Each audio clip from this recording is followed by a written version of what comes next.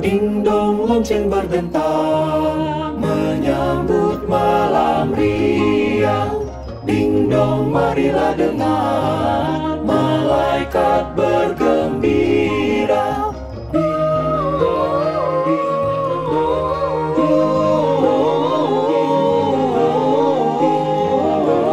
gloria, Hosanna in excelsis.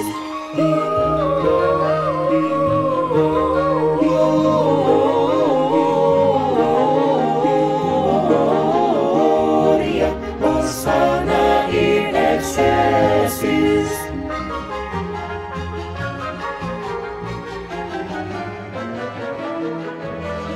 Ding dong lonceng bergema, membawa kabar mulia. Nyanyi dan bersorak serta terlahir Kristus Raja. Ding dong, ding dong,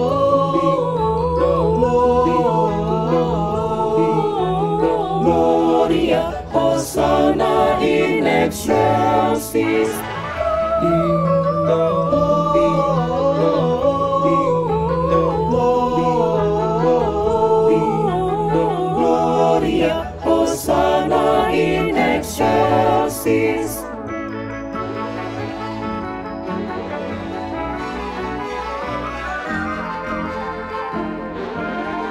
Sorak mari memuji dengan malaikat surga.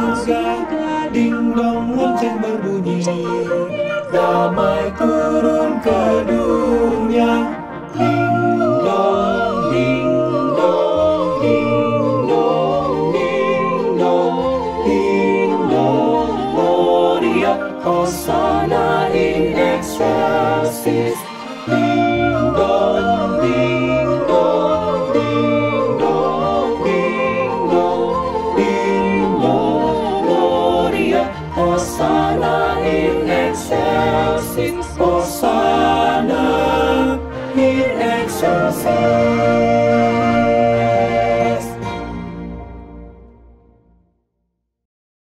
Shalom Bapak Ibu yang dikasihi Tuhan. Puji Tuhan, hari ini kita dapat kembali beribadah bersama-sama.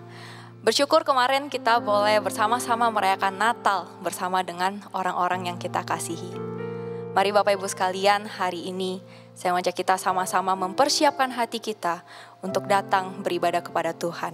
Mari kita bersatu teduh sejenak di hadapan Tuhan.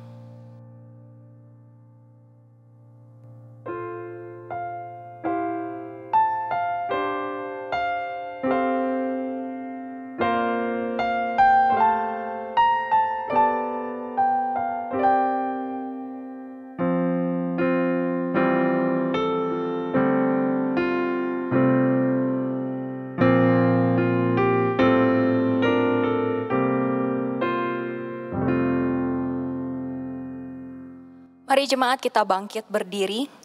Mari kita memulai ibadah kita pada hari ini dengan satu pengakuan bahwa pertolongan kita datangnya dari Allah yang menjadikan langit dan bumi. Turunlah kiranya atas kita damai sejahtera dari Allah Bapa, Allah Putra, Allah Roh Kudus dalam ibadah kita hari ini.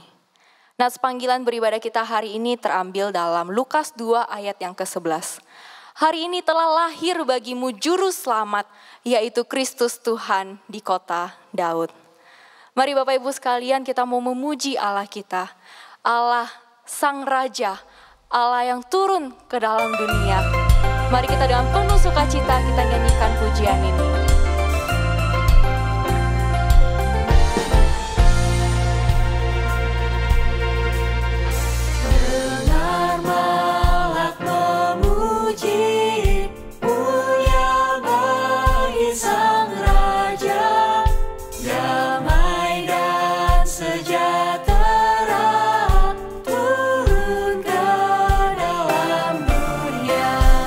Bangsa-bangsa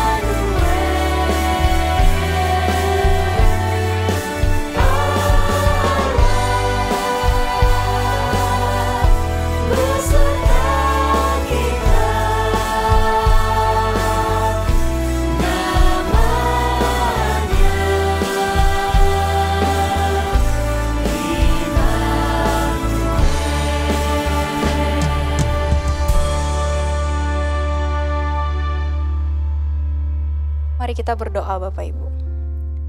Tuhan Allah kami mengucap syukur untuk kebaikan Tuhan. Bersyukur Tuhan untuk penyertaan-Mu dalam kehidupan kami. Terima kasih Tuhan, hari demi hari Engkau boleh menuntun langkah-langkah kami. Hari demi hari Tuhan boleh menolong kami di tengah-tengah pergumulan kami, di tengah-tengah kesulitan kami. Bapa, saat ini kami datang ke hadapan Tuhan. Kami mau beribadah, kami mau menyembah Tuhan dengan hati yang sungguh. Tuhan, kami mohon ampun apabila selama 1 minggu kemarin kami melakukan tindakan-tindakan yang tidak sesuai dengan kebenaran firman Tuhan. Kami mohon ampun ya Tuhan jika kami masih tidak taat akan Engkau. Kami tidak sungguh-sungguh hidup di dalam Tuhan. Kiranya Tuhan hari ini Engkau boleh kembali mengingatkan kami. Engkau boleh menguduskan kami, Engkau boleh melayakkan kami untuk kembali datang menyembah Tuhan dan juga memuji Engkau.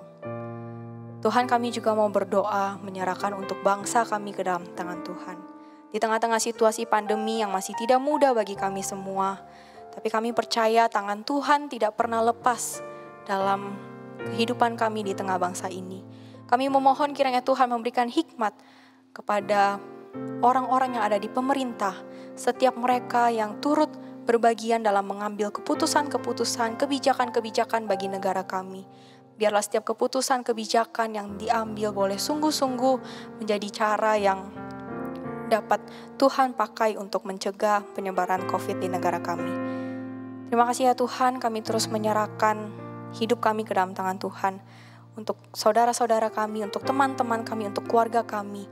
Di tengah pergumulan, di tengah kesulitan, maupun di tengah-tengah kesukaan, kesenangan yang kami rasakan. Biarlah apapun itu kondisinya Tuhan, kami boleh sungguh datang kepada Tuhan, dan kami percaya bahwa hanya Engkaulah Allah yang senantiasa ada bersama dengan kami. Terima kasih Bapa, inilah doa kami. Kami menyerahkan ibadah kami hari ini ke dalam tangan-Mu. Kiranya Tuhan yang menuntun dan Tuhan yang memimpin. Hanya di dalam nama Tuhan Yesus Kristus Allah kami yang hidup, kami berdoa. Amin. Jemaat dipersilakan duduk. Mari Bapak Ibu sekalian kita membaca bacaan bertanggapan kita yang merupakan nubuat kedatangan Mesias yang tertulis di Perjanjian Lama dan penggenapannya di Perjanjian Baru. Tetapi engkau, hai Betlehem Efrata, hai yang terkecil di antara kaum-kaum Yehuda, daripadamu akan bangkit bagiku seorang yang akan memerintah Israel, yang permulaannya sudah sejak purbakala, sejak dahulu kala.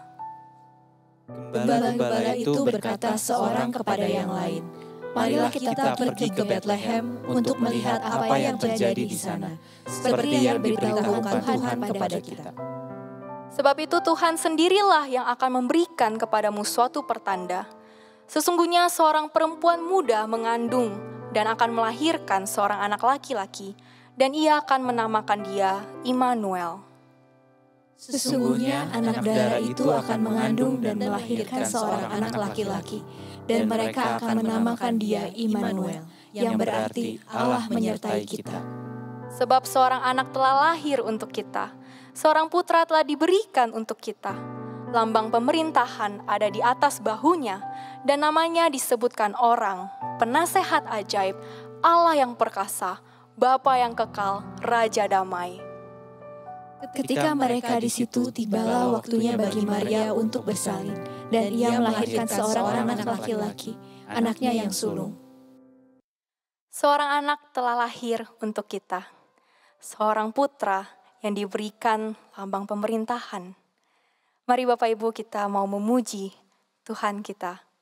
Kita mau memuji Allah, kita mau memuji anak Yesus Kristus yang telah lahir ke datang dunia ini untuk setiap kita.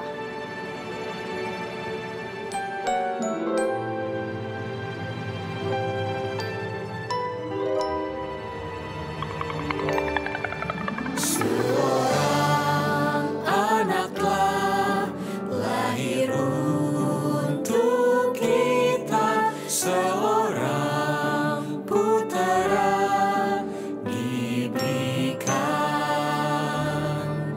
lambang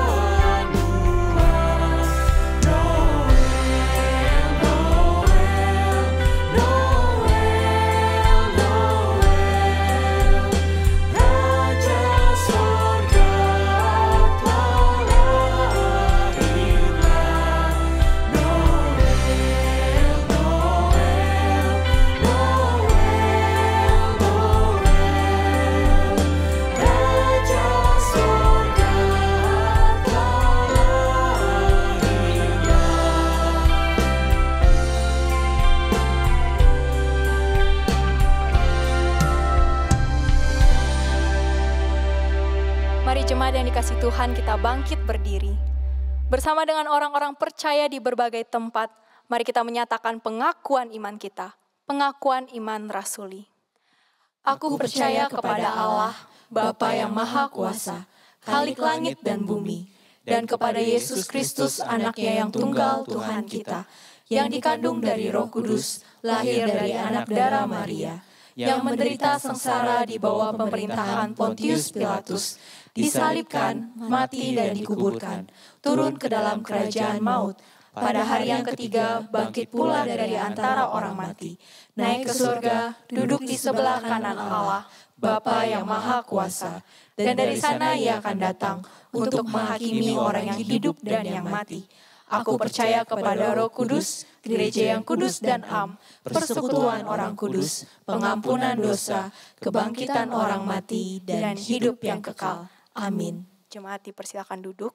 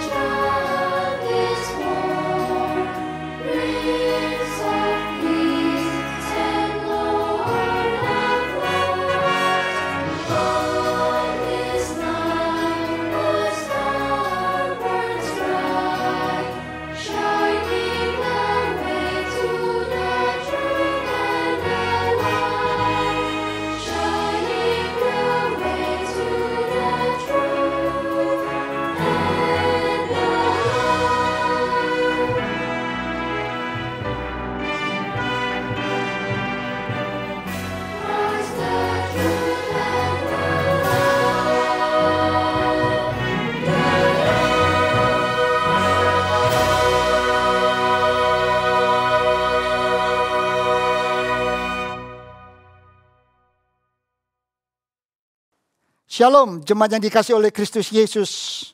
Puji syukur kita telah boleh sampai di hari-hari di akhir tahun 2021 ini. Bukan suatu hal yang mudah untuk kita boleh menjalani satu perjalanan sampai hari ini. Tetapi kita semua tahu kasih setia Tuhan tak pernah berhenti. Dia Allah yang setia, yang sudah menuntun kita sampai hari ini. Kita percaya Dia juga akan menuntun kita memasuki hari-hari yang ada di depan kita. Hari ini kita akan bersama-sama merenungkan sebuah tema. Hidup di dalam terang janji Allah. Dan kita akan membaca dasar dari renungan kita hari ini dari Lukas pasal 2 ayat 25 sampai yang ke-32. Demikian bunyi sabda firman Tuhan. Adalah di Yerusalem seorang yang bernama Simeon. Ia seorang yang benar dan saleh, yang menantikan penghiburan bagi Israel. Roh Kudus ada di atasnya, dan kepadanya telah dinyatakan oleh Roh Kudus bahwa ia tidak akan mati sebelum ia melihat Mesias, yaitu Dia yang diurapi Tuhan. Ia datang ke bait Allah oleh Roh Kudus ketika Yesus anak itu dibawa masuk oleh orang tuanya untuk melakukan kepadanya apa yang ditentukan oleh hukum Taurat. Ia menyambut anak itu dan menantangnya sambil memuji Allah, katanya, "Sekarang Tuhan, biarlah hamba-Mu ini pergi dalam damai sejahtera sesuai dengan firman-Mu. Sebab mataku melihat keselamatan yang daripadamu, yang telah Engkau sediakan di hadapan segala bangsa, yaitu terang yang menjadi pernyataan bagi bangsa-bangsa lain, dan menjadi kemuliaan bagi umat-Mu Israel." Sampai di sini pembacaan firman Tuhan. Yang berbahagia adalah kita semua yang boleh membaca merenungkan sabda firman Tuhan ini. Tetapi yang juga mau melakukan di dalam hidup kita setiap hari. Mari kita tundukkan kepala sekali lagi. Kita mohon anugerah hikmat dari Tuhan untuk mengerti kebenaran firman-Nya. Bapa yang di sorga, terima kasih. Karena Engkau Allah yang setia, yang telah menuntun kami sampai hari ini. Dialah hari ini di tengah-tengah ibadah yang kudus ini. Tuhan sendiri bertakhta dan Tuhan menuntun hati setiap kami. Untuk kami boleh mengerti isi hati Tuhan. Dan kami boleh mengimani akan kasih setia Tuhan. Yang akan terus menuntun langkah hidup kami. Untuk kami boleh memasuki hari-hari yang ada di depan kami. Pakailah hamba-Mu, urapi dia dengan kuat kuasa Roh Kudus. Dan berikan dia hikmat untuk menjelaskan kebenaran ini bagi kami semua. Dalam nama Tuhan Yesus kami berdoa. Amin. Jemaat yang dikasihi oleh Kristus Yesus, bagi orang Yahudi sebagai anak-anak Taurat, ketika mereka berbicara tentang Mesias, itu bukan suatu hal yang asing. Karena mereka sebagai anak Taurat dari sejak kecil, mereka itu diajar oleh orang tua mereka untuk menantikan kedatangan Mesias yang mereka imani adalah Sang Juru Selamat. Tetapi seiring dengan berjalannya waktu, rupa-rupanya terjadi suatu pergeseran yang dialami oleh generasi muda ketika mereka memaknai tentang kedatangan Mesias. Mereka masih menyebut dan membahas atau mendiskusikan tentang Mesias, tetapi mereka memiliki konsep dan sikap yang berbeda dari nenek moyang mereka ketika mereka pertama kali menerima janji tentang kedatangan Mesias itu. Dan ketika para nabi yang diutus Allah menuntun mereka setahap demi setahap mengerti tentang Mesias itu. Seperti apa yang kita sering tahu di dalam nubuatan-nubuatan yang disampaikan oleh Nabi Yesaya, khususnya di dalam Yesaya pasalnya yang ke-53. Sebetulnya para nabi sudah menuntun mereka untuk tahu Mesias adalah Sang Juru Selamat yang diutus oleh Allah Bapa untuk rela menderita untuk menebus dan menyelamatkan orang-orang yang berdosa. Generasi muda pada waktu itu sudah mengalami satu pengalaman-pengalaman yang dikatakan memang tidak mudah kalau kita mungkin belajar untuk bisa mengerti mereka. Setelah sekian tahun mereka menanti dan menanti, ternyata Sang Mesias itu belum muncul. Sebagian orang, saudaraku sekalian, menjadi terlena dan berpikir, apa hubungannya dengan Mesias? Fakta hidupku sehari-hari, kami mengalami banyak sekali pergumulan. Banyak sekali tekanan-tekanan. Baik di dalam pekerjaan, baik di dalam kehidupan bersama dengan orang-orang yang ada di sekeliling kita ini. Kami banyak mengalami hal-hal yang pahit, yang getir, yang sulit. Bahkan kami seringkali juga mengalami apa yang disebut pengkhianatan dari orang-orang yang ada di sekeliling kita ini. Jadi mereka itu masa bodoh, saudaraku sekalian, memikirkan tentang kedatangan Mesias. Sebagian lagi, saudaraku sekalian, mereka hanyut mengikuti arus zaman pada waktu itu. Banyak orang-orang di luar umat pilihan Allah itu berpikir bahwa harta itu segala-galanya.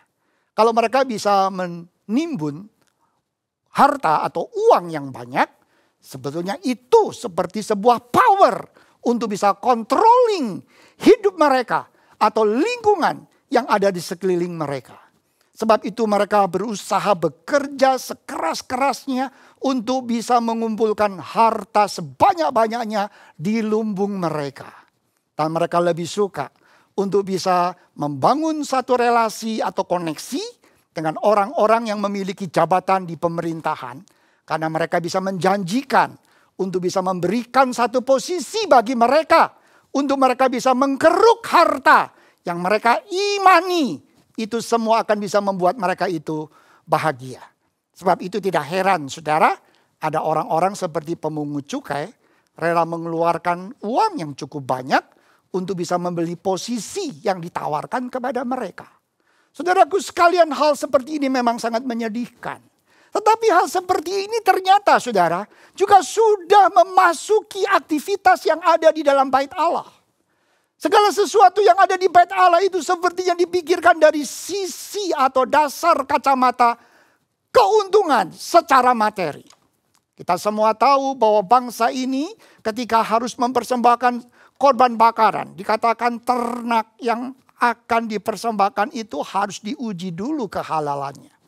Dan yang disebut halal atau yang tak bercacat itu ternak yang disediakan oleh para imam atau pemimpin bait Allah pada waktu itu. Dan disitulah kita tahu di bait Allah itu juga digunakan transaksi yang menggunakan uang khusus. Uang yang khusus di bait Allah.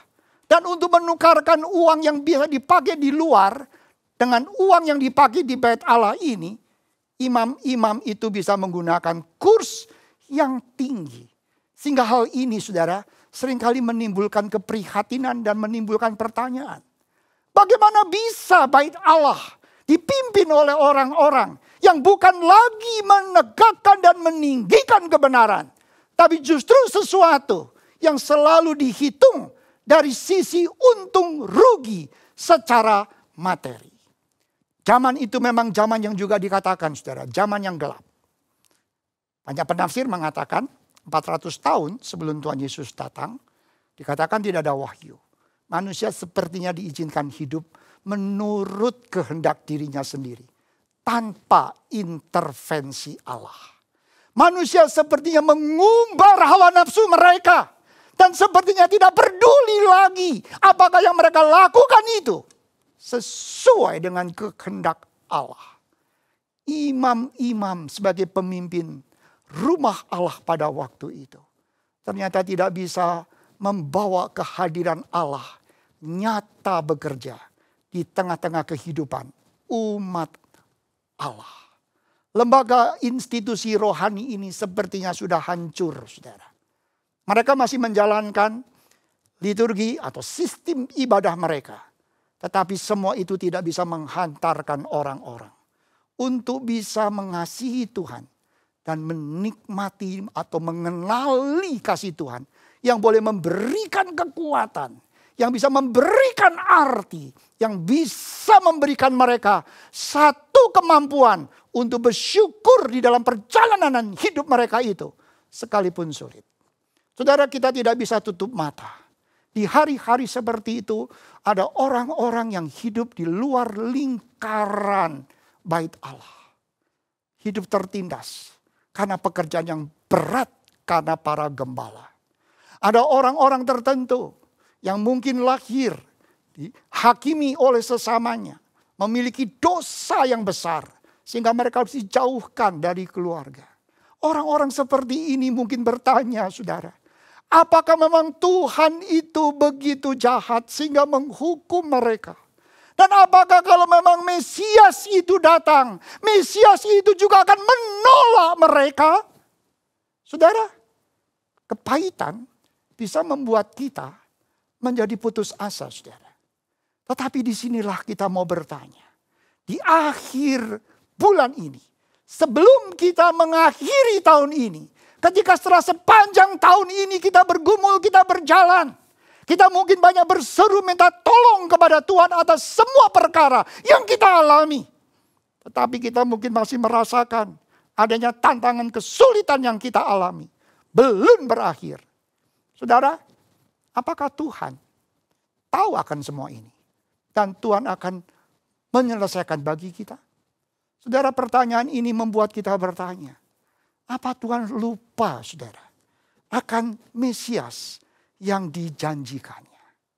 Mustahil, saudara. Kalau sampai Tuhan itu lupa atau Tuhan itu ingkar akan janjinya. Pemazmur di dalam Mazmur 105 ketika dia mengajak umat Allah itu untuk bernyanyi bagi Allah, bermazmur bagi Allah, bahkan bersyukur kepada Tuhan. Di situ dia memberikan satu alasan yang menarik. Untuk Anda perhatikan di dalam ayatnya yang ke-7. Dia mengatakan, Tuhan Allah kita di seluruh bumi berlaku penghukumannya. Ia ingat untuk selama-lamanya akan perjanjiannya. Dan firman yang diperintahkan kepada 1000 angkatan. Saudaraku, Allah adalah Allah yang setia.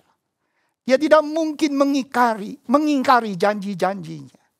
Dia tidak akan terlambat untuk menggenapi janjinya.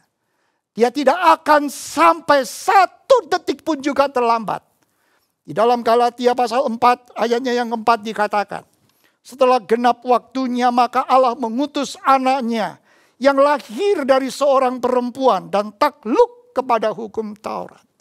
Dia tahu saat yang tepat.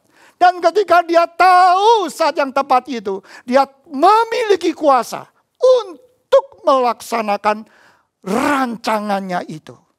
Karena dia adalah Allah yang juga take control sejarah hidup manusia. Saudara perlu ketahui, ketika kemarin kita merayakan Natal bersama, Allah sebenarnya di dalam menggenapi janjinya itu, Allah melibatkan orang-orang dari latar belakang yang berbeda-beda. Allah dengan cara yang ajaib, yang di atas atau melampaui akal budi anak manusia. Allah memakai Yusuf dan Maria.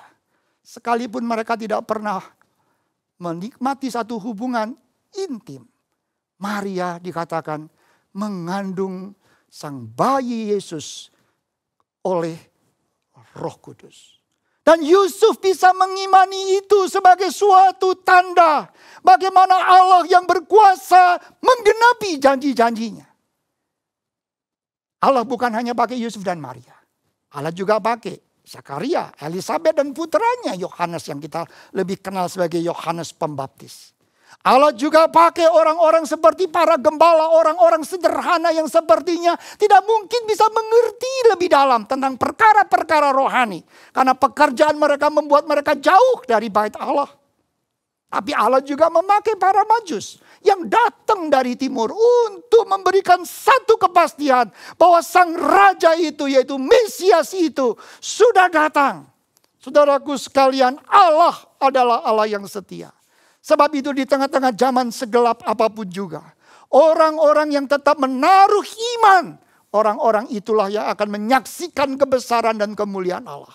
Dan di dalam perikop yang tadi kita baca bersama, kita sungguh bersyukur, saudara. Ada seorang anak Tuhan yang kita tahu namanya Simeon. Ada seorang yang menantikan penggenapan janji Allah itu. Dan dia betul-betul mengalami penggenapan itu. Saudara perhatikan baik-baik. Ada beberapa poin yang saya ingin bagikan kepada saudara tentang Simeon. Yang pertama, Simeon dikatakan adalah seorang yang sebetulnya memiliki satu kehidupan yang akrab dengan Allah. Firman Tuhan tadi menegaskan bahwa dia disebut sebagai orang yang benar dan saleh. Benar itu sesuatu yang di dalam. Dan saleh itu sesuatu yang bisa dilihat dari luar. Dia seorang yang benar, yang menata dan membangun hidupnya untuk betul-betul sesuai dengan kehendak Tuhan.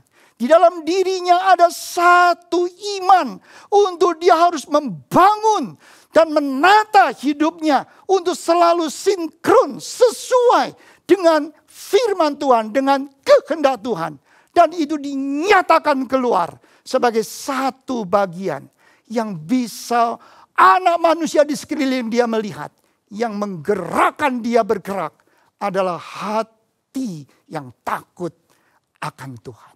Dia seorang yang benar dan saleh. Karena ini saudara, memang dia menghadapi risiko. Ada orang-orang melecehkan dia. Adam Clarke mengatakan, dia sebetulnya seorang anak dari seorang profesor teologi atau seorang filsuf yang bernama Hillel, yang merupakan orang besar setelah Musa. Dan Simeon ini meneruskan tugas ayahnya. Tetapi karena dia punya pandangan tentang Mesias yang tidak sama dengan mayoritas orang-orang pada waktu itu. Dia digeser, dia diturunkan dari jabatannya. Tapi disitulah dia tetap menjaga relasi yang benar dengan Allah. Dia tidak menjadi sakit hati karena perlakuan orang-orang yang iri atau dengki jahat kepada dia. Dia tetap menjaga nilai hidup yang benar itu. Dan itulah yang membuat dia, saudaraku sekalian, memiliki anugerah. Boleh menyaksikan Mesias. Saudaraku sekalian, yang kedua dikatakan lagi. Dia seorang yang sebetulnya hidupnya fokus kepada janji Tuhan. Saudara, dia tahu Mesias yang disampaikan janjinya oleh Allah Bapa. Mesias yang akan datang dan menderita bagi orang yang berdosa. Tapi sebagian orang pada hari itu seperti golongan orang-orang selot, saudara. Memaknai Mesias itu sebagai seorang raja atau pemimpin yang memiliki kekuatan secara politis dan memiliki jabatan khusus di dalam pemerintahan. Yang akan bisa menuntun mereka membebaskan diri dari penjajahan Romawi. Bahkan mereka bisa memimpin dunia dengan kekuatan yang dahsyat sebagai seorang pemimpin secara politis. Simeon tahu ada sesuatu yang tidak tepat. Dan banyak orang yang sebetulnya cukup respect dengan pandangan semacam itu. Tapi Simeon tahu itu bukan sesuatu yang dari Tuhan. Sebab itu dia tetap menanti dan menanti Mesias yang dijanjikan Tuhan itu. Dan yang ketiga, saudara, Simeon dikatakan hidupnya dipimpin oleh Roh Kudus. Karena dia memiliki hubungan yang akrab dengan Tuhan. Dan fokus perhatian dia kepada kebenaran firman. Yang dia terus renungkan. Dan dia semakin jelas akan janji-janji Tuhan. Di dalam renungan dia akan firman Tuhan itu. Hidup dia itu dikatakan dipimpin oleh Roh Kudus. Sampai dia itu tahu, saudara. Bahwa dia tidak akan meninggalkan dunia ini. Sebelum dia itu bertemu dengan Sang Mesias. Sebab itu jangan heran, saudara. Dia memiliki hati yang semakin sensitif. Untuk melihat apa yang Allah kerjakan di dalam hidup dia. Maupun di dalam diri orang-orang yang ada di sekeliling dia. Ketika Maria datang dan menyerahkan bayi Yesus itu untuk ditatang oleh Simeon itu. Dia bisa memiliki satu pengenalan yang kuat. Bahwa inilah Mesias. Inilah Sang Juru Selamat. Sebab itu dia bersyukur. Dan dia bisa berkata, sekarang aku rela meninggalkan dunia ini. Karena aku sudah bertemu dengan Sang Mesias itu.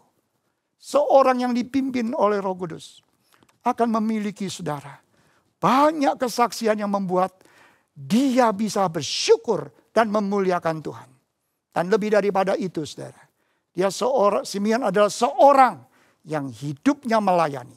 Sekalipun, saudara, di tengah-tengah zaman banyak orang-orang yang tersesat. Dan acuh tak acuh terhadap apa yang Tuhan mau mereka lakukan. Simeon tetap memiliki satu pengertian. Hidup itu anugerah. Maka dia tidak mau melewatkan. Hidup itu untuk bisa dipakai oleh Tuhan. Menjadi berkat bagi sesama. Saudara, jangan heran. Setelah tadi saya katakan dia memiliki kesadaran. Bahwa anak yang dipopongnya itu Mesias. Lalu dia itu menjadi pribadi yang tahu. Anak ini lahir dari seorang ibu yang sebetulnya memiliki anugerah. Dan ayah yang juga memiliki anugerah. Tapi di balik anugerah yang diberikan Allah Bapa kepada Yusuf maupun Maria. Di situ juga ada satu tantangan dan pergumulan yang tidak ringan. Simeon, saudara. Di dalam ketulusan hati itu dia memberikan suatu semangat dan dorongan kepada Yusuf dan Maria. Supaya mereka bisa terus menjaga dan menerima anugerah Tuhan itu dengan tabah.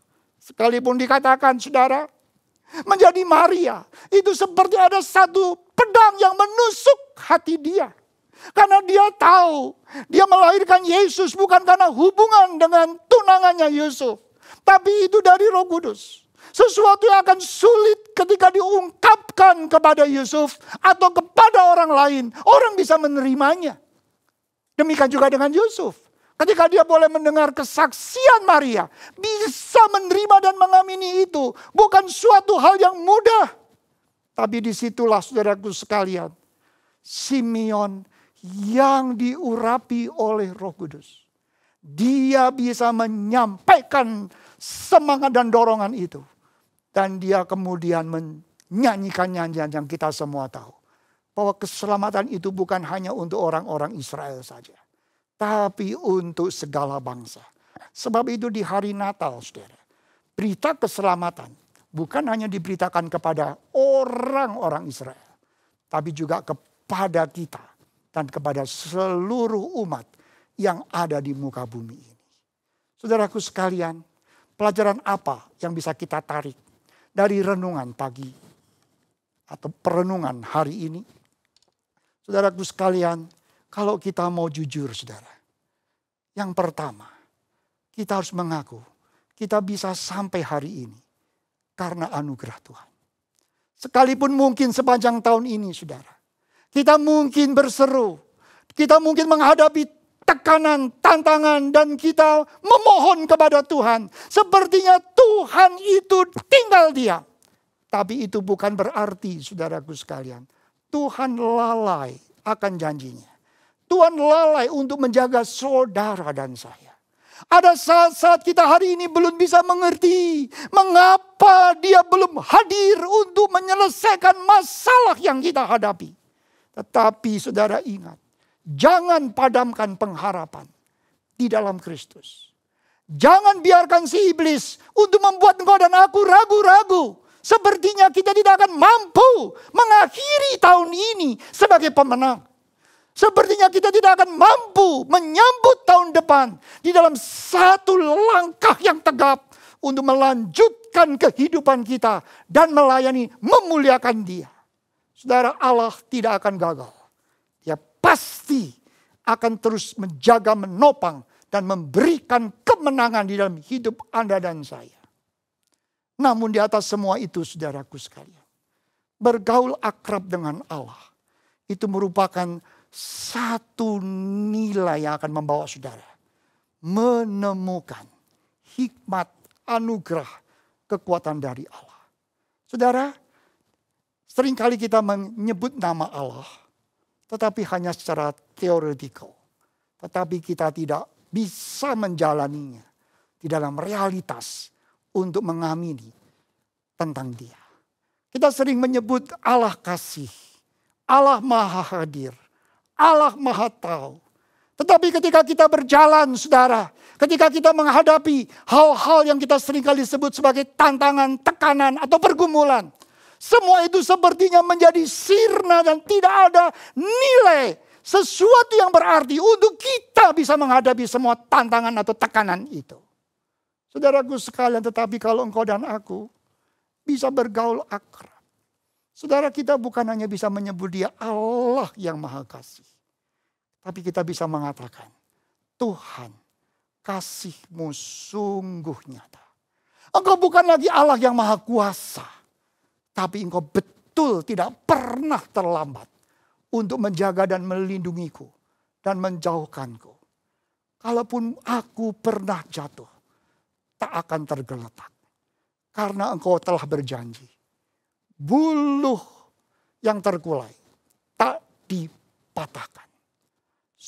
sumbu yang berasap, tak dipadamkan. Engkau Allah yang akan hadir, memberikan satu kekuatan, memberikan satu hikmat untuk aku tetap bisa melewati semua ini. Bahkan seperti Paulus, aku pada akhirnya mengalami semua perkara itu supaya aku bisa menghiburkan mereka yang perlu dihiburkan di dalam kehidupan mereka. Itu berkat bukan saudara? Dan yang terakhir saudara, apapun yang terjadi dalam hidup saudara hari ini, tetaplah setia melayani Tuhan. Melayani bukan karena kita mau lari dari kenyataan, kesulitan yang kita hadapi. Tapi melayani merupakan satu ungkapan kasih kita. Dan ungkapan hormat kita kepada Dia yang sudah menyatakan kasih yang begitu ajaib. Melewati hari-hari sepanjang tahun ini yang tidak mudah. Bukankah itu anugerah sekali lagi? Di hari-hari yang sulit Dia sudah berkarya menghantar kita sampai hari ini. Dan sampai hari ini Dia pun masih memberikan satu kepercayaan bagi Anda dan saya untuk bisa melayani Dia. Saudara, anugerah itu saudara. Tujuannya apa saudara? Supaya kita di situasi apapun juga hidup kita ini akan mengukir sesuatu hal yang bernilai kekal. Mari saudara, kita siapkan hati kita. Berjalan lebih lanjut. Kalau kita akan mengakhiri tahun ini, mari kita akhiri dengan hati yang penuh dengan syukur. Dengan hati yang tetap mengaku bahwa Dia Allah yang tetap take control hidup Anda dan saya. Allah yang akan membawa Anda dan saya melihat kemuliaannya. Kalau Dia boleh tuntun kita memasuki tahun 2022, kita pun memasuki dengan hati yang tetap beriman, berjalan dengan tegap. Bahwa kita tetap akan berjalan. Berlomba bahkan seperti Rasul Paulus katakan. Dengan tekun supaya kita sampai garis akhir. Bukan sebagai pecundang, tapi sebagai pemenang. Hidup kita ini berasal dari Dia. Dan biarlah di dalam hidup kita ini terukir segala perbuatan yang memuliakan Dia. Tuhan memberkati kita semua. Amin. Mari kita berdoa. Terima kasih Bapa. Kami tahu di dalam perjalanan hidup kami. Ada saat-saat di mana kami mungkin melihat dan menyaksikan dunia di sekeliling kami. Seringkali bergerak dan berjalan menuju kepada sesuatu yang semakin menakutkan dan bisa melemahkan iman setiap kami. Tetapi Engkau tetap Allah yang take control sejarah hidup kami. Engkau tidak akan meninggalkan kami. Dan Engkau akan terus berkarya menggenapi janji-janji-Mu. Bahkan Engkau akan menyelesaikan bagian-bagian yang tidak akan dapat kami selesaikan. Engkau Tuhan yang punya hikmat akan membawa kami berjalan di dalam kekudusan dan kebenaran. Beri kami hati yang bersukacita, hati yang bersyukur, dan hati yang terlalu siap diutus oleh Tuhan untuk melayani Tuhan, memberkati orang-orang yang layak untuk diberkati oleh Tuhan sendiri. Terima kasih Tuhan. Dengarkanlah doa kami ini. Dalam nama Tuhan Yesus kami berdoa. Amin. Janji Tuhan selalu nyata dalam hidup kita. Sungguh besar kasih setia Tuhan yang Dia nyatakan melalui janjinya. Mari Bapak Ibu sekalian, kita ungkapkan syukur kita. Kita ungkapkan isi hati kita kepada Tuhan. Betapa besar kasih-Nya. Sungguh besar setiamu, Kau nyatakan bagiku. Kau Bapa yang selalu mengerti isi hatiku. Kemuliaan-Mu Kau janjikan, aku tetap percaya. Ku percaya janji-Mu ajaib terukir dalam kehidupan. berserah di dalam kekuatan-Mu, ku percaya. Mari kita menyerahkan setiap pergumulan kita, setiap masalah kita ke dalam tangan Tuhan. Sungguh besar setiamu, Kau nyatakan bagiku. Kau Bapa yang selalu mengerti isi hatiku. Kemuliaan-Mu Kau janjikan, aku tetap percaya. Ku percaya janji-Mu ajaib, terukir dalam kehidupanku. Ku berserah di dalam kekuatan-Mu, hanya Kau segalanya bagiku. Ku percaya janji-Mu ajaib, terukir dalam kehidupanku. Ku berserah di dalam kekuatan-Mu, ku percaya.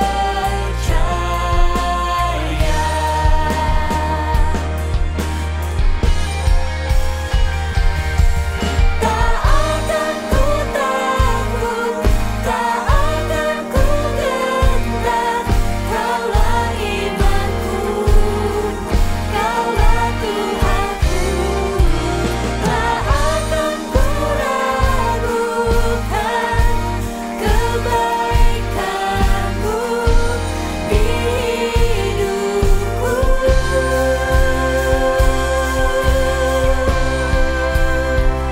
Ku percaya janji-Mu ajaib, terukir dalam kehidupanku.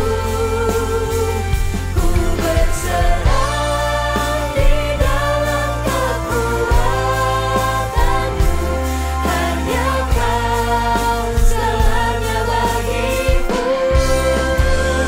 Ku percaya janji-Mu ajaib,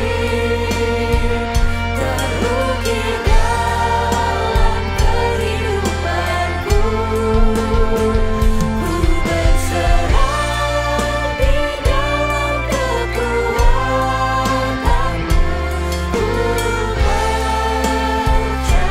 percaya. Ku berserah di dalam kekuatan-Mu, ku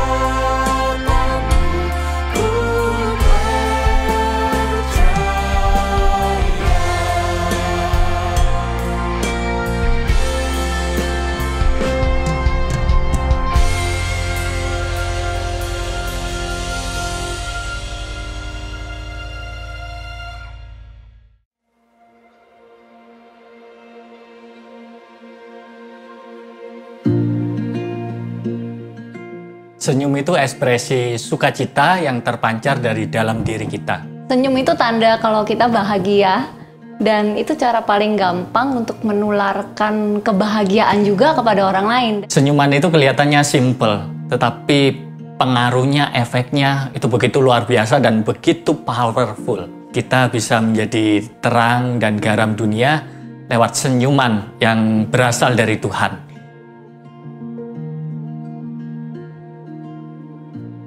Menurut aku sih, memberikan perhatian itu sebuah action aktif ya, di mana kita peduli dan mengasihi seseorang terlepas dari apa yang kita rasakan.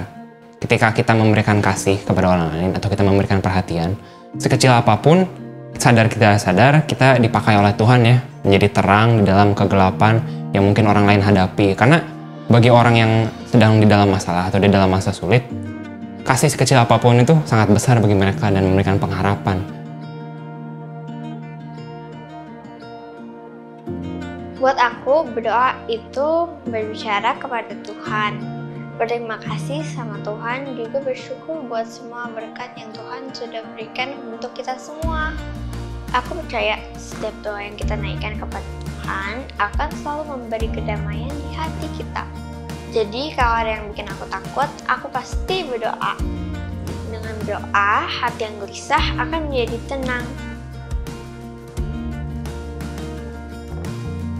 Berbagi itu adalah sebuah proyek. Kalau kita ngelihat ya, berbagi ini adalah sebuah proyek kasih dari Tuhan yang dititipkan kepada kita pasti akan tekun, akan terus konsisten untuk melakukan. Aku pikir ya, sukacita saat berbagi itu bukan hal yang utama dikejar ya, tapi itu inevitable gitu, nggak bisa dihindari. Orang-orang yang yang pada mereka kita berbagi memang kebanyakan sih bersukacita pasti ya, karena masalah mereka tuh ada orang lain yang memperhatikan dan melihat itu serius gitu. Tapi nggak bisa dipungkirin tuh kitanya juga bersukacita sih.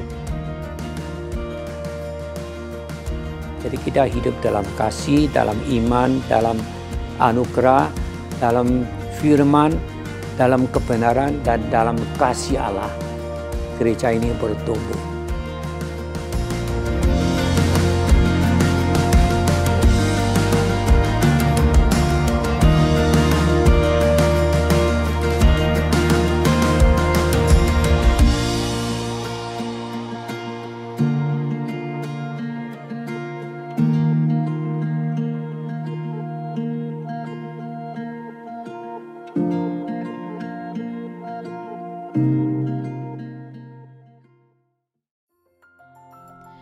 Mari kita berikan bentuk ucapan syukur kita kepada Tuhan melalui persembahan.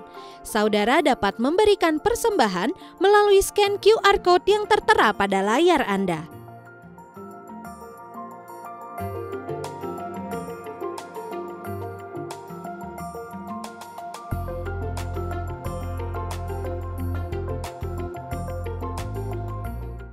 Bapa yang di sorga, terima kasih karena dalam hidup kami berkat anugerah tak pernah Engkau tahan. Engkau curahkan berkat itu dan memberikan kami hari ini di dalam sukacita perjalanan hidup kami ini. Dalam ibadah yang kudus ini, kami membawa korban syukur di hadapan Engkau. Tuhan yang akan mengkuduskannya dan mengubahnya menjadi kemuliaan bagi nama Tuhan.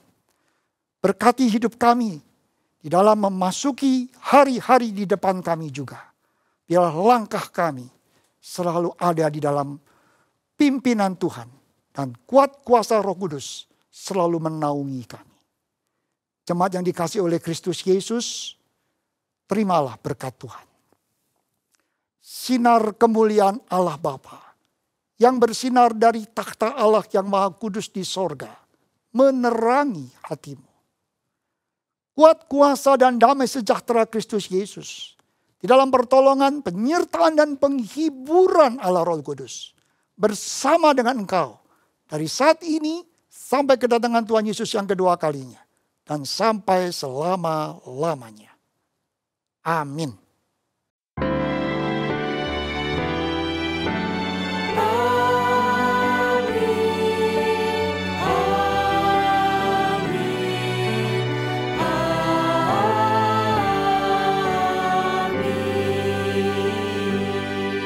Jemaat silakan duduk, ibadah kita selesai.